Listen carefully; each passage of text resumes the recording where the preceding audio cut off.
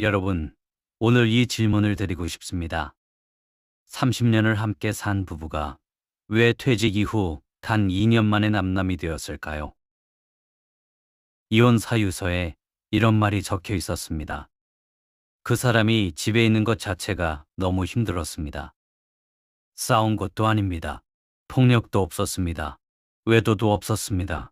그냥 집에 있었을 뿐인데 오늘 저는 실제로 있었던 내 쌍의 부부 이야기를 들려드리려 합니다.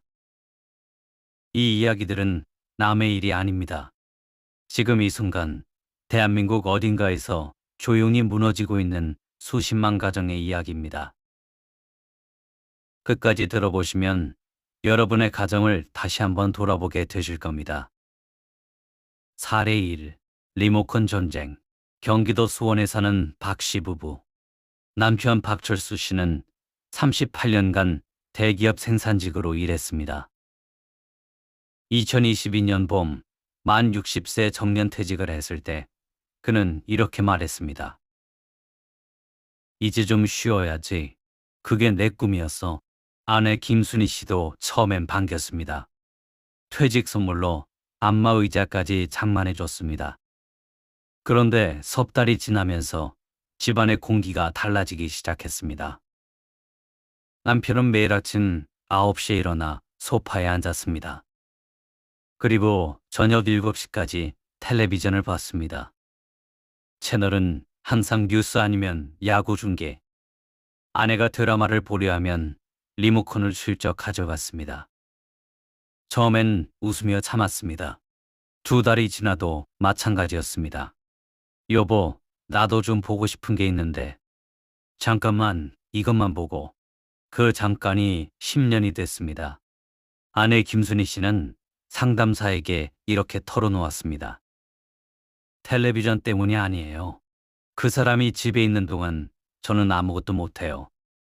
청소도 눈치 보며 해야 하고 친구 전화도 방에 들어가서 해야 하고 제 집인데 제 집이 아닌 것 같아요. 남편은 전혀 몰랐습니다. 자신이 아내의 삶을 하루 10시간씩 잠식하고 있다는 것을.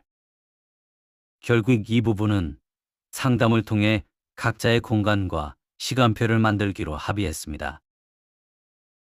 남편은 오전엔 동네 도서관, 오후엔 게이트볼 모임에 나가기 시작했습니다. 사례 1의 인생교훈. 퇴직은 남편의 쉼이지만 아내에게는 침범이 될 수 있습니다. 사랑은 공간을 존중하는 것에서 다시 시작됩니다. 사례 2. 밥상의 전쟁. 서울 노원구에 사는 이씨 부부. 남편 이영미 씨는 공무원으로 32년을 근무하고 퇴직했습니다.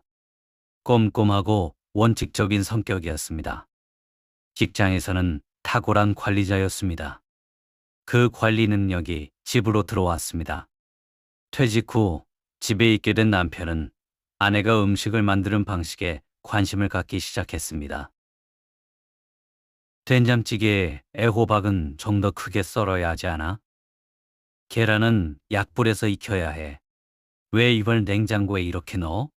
하루에도 수십 번, 30년 넘게 혼자 다 해온 아내에게 갑자기 감독관이 생긴 겁니다. 아내 최은정 씨는 말했습니다. 처음엔 같이 관심 가져줘서 좋은 줄 알았어요. 근데 어느 날 보니까 제가 요리하는 게 무서워지더라고요. 잘못하면 또 한 소리 들을까봐. 그 집의 밥상은 점점 차가워졌습니다.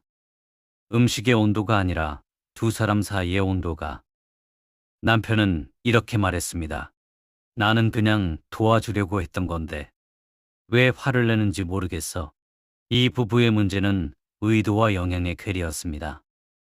남편의 의도는 참여였지만 아내가 경험한 건 통제였습니다. 가족 상담사의 조언으로 두 사람은 새로운 규칙을 만들었습니다. 요리는 오직 한 사람이 책임진다. 의견은 식사 후에만 말한다. 그리고 남편에게도 새 임무가 생겼습니다. 장보기 전담. 그 역할이 생기자 남편은 마트에서 신이 났습니다. 아내는 주방에서 자유를 되찾았습니다. 살이 이어 인생 교훈. 30년의 방식은 하루아침에 바꿀 수 없습니다. 돕고 싶다면 먼저 상대방의 방식을 존중하는 법을 배우세요. 참여와 간섭은 한 끗 차이입니다. 사례 3. 투명인간이 된 아내. 부산에 사는 정씨 부부의 이야기는 조금 다릅니다. 남편 정예수 씨 59세. 중소기업 임원으로 25년 근무하다 명예퇴직. 퇴직 후 그는 달라졌습니다. 아니, 달라진 것처럼 보였습니다. 유튜브를 시작했습니다. 주제는 중년 남성의 일상. 구독자가 늘기 시작하자 하루 종일 카메라 앞에 앉아 있었습니다.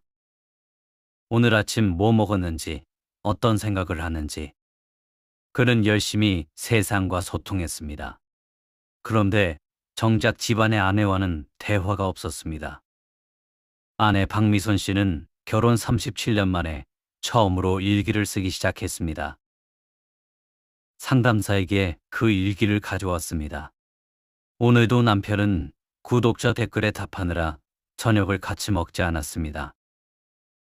나는 오늘 남편과 몇 마디나 했을까요? 세어봤더니 12마디였습니다. 12마디. 남편은 세상 수만 명의 구독자에게 자신의 이야기를 쏟아냈지만 37년을 함께 산 아내에게는 12마디가 전부였습니다.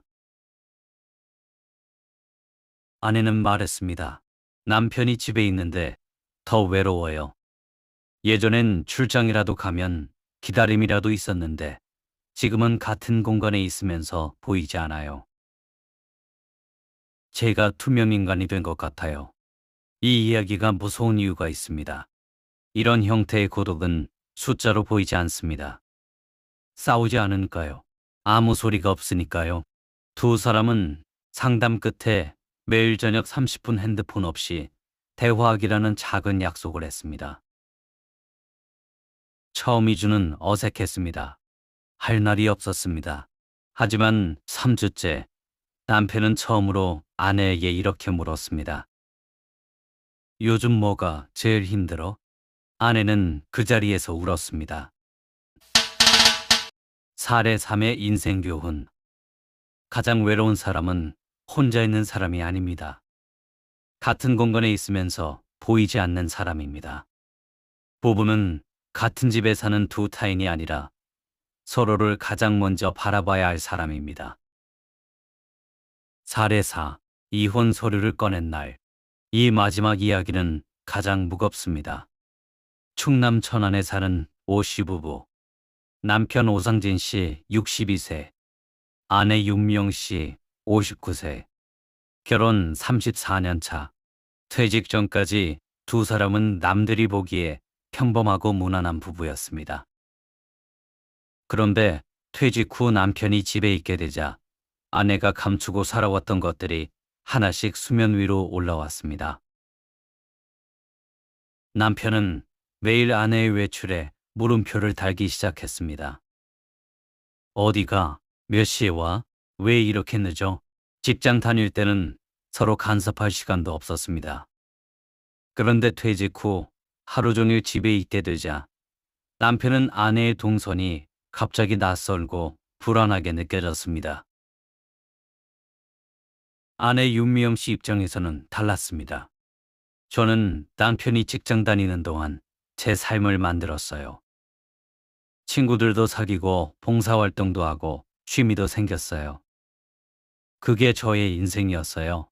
그런데 퇴직하고 나서 남편이 그걸 전부 감시하기 시작하더라고요.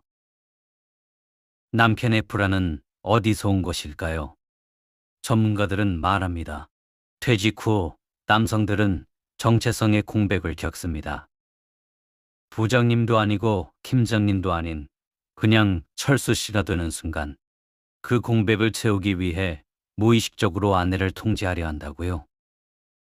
하지만 그것이 아내에게는 34년 만에 되찾은 자유에 대한 침해였습니다. 결국 윤미영 씨는 서랍에서 이혼 서류를 꺼냈습니다. 작성은 하지 않았습니다. 하지만 책상 위에 올려뒀습니다. 남편이 그것을 봤습니다. 그날 밤 오상진 씨는 처음으로 아내 앞에서 울었습니다. 나 요즘 너무 무서워. 내가 아무것도 아닌 것 같아서.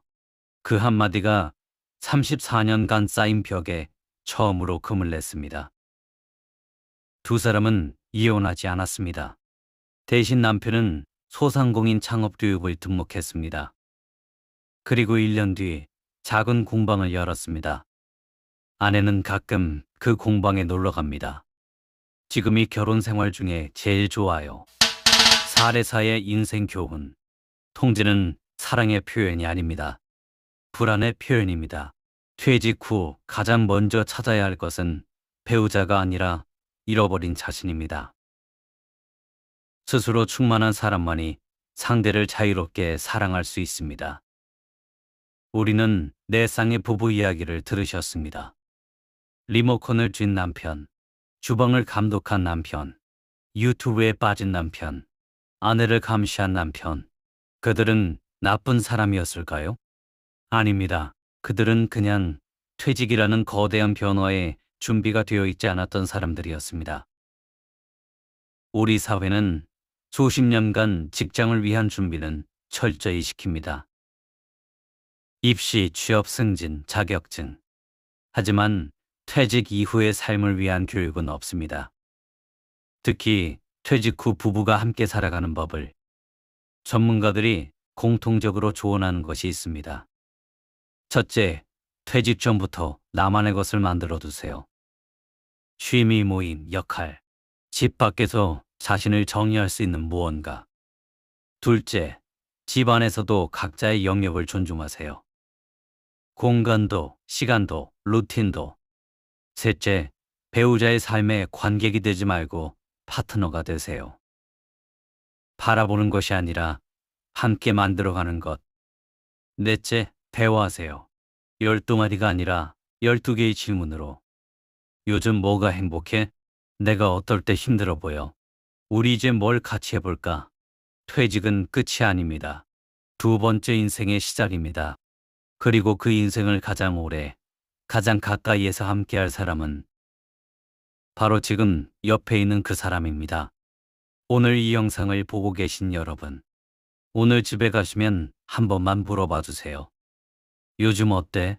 그 한마디가 모든 것을 바꿀 수 있습니다.